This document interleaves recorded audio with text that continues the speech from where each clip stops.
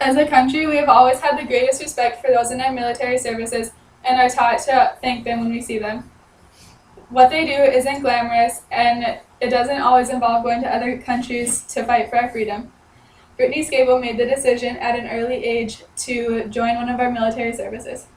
She is 19 years old and has been in the National Guard since March 2010. She joined after a recruiter came into one of her high school classrooms and asked them to take a survey. She checked the box that said she might be interested in joining. Seeing this, the recruiter contacted her and they set up a meeting time.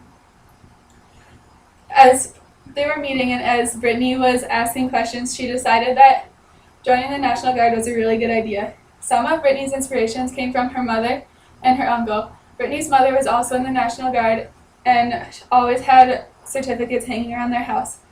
Her uncle was in the Army and she always considered him a role model.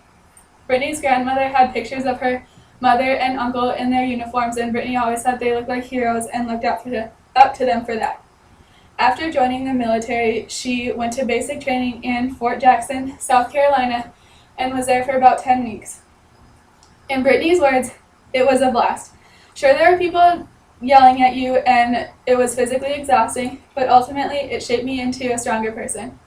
While there, she got to experience gas chambers, confidence courses, weapons qualifying, and repelling that she said were super fun.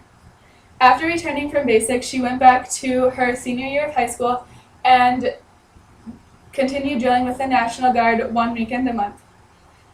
The summer of 2011, she was put on flood duty when Minot, Bismarck, and surrounding areas were supposed to flood. She was stationed in Bismarck and put on 8-hour sandbagging duty. She liked giving back, and the muscles that she gained weren't so bad either. Brittany has also gotten to AIT, which is Advanced Individual Training. Her job was a water treatment specialist.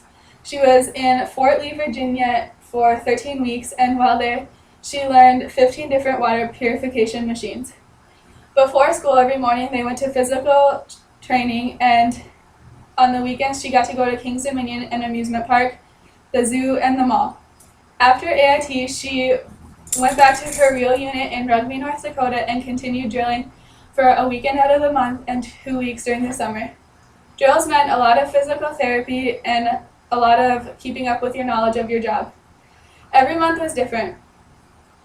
In June, she went to Camp Ripley in Minnesota and worked on her water purification machines. She also has her Humvee, forklift, and backhoe license. She requalified for the M16 and can also shoot an M249 and M240.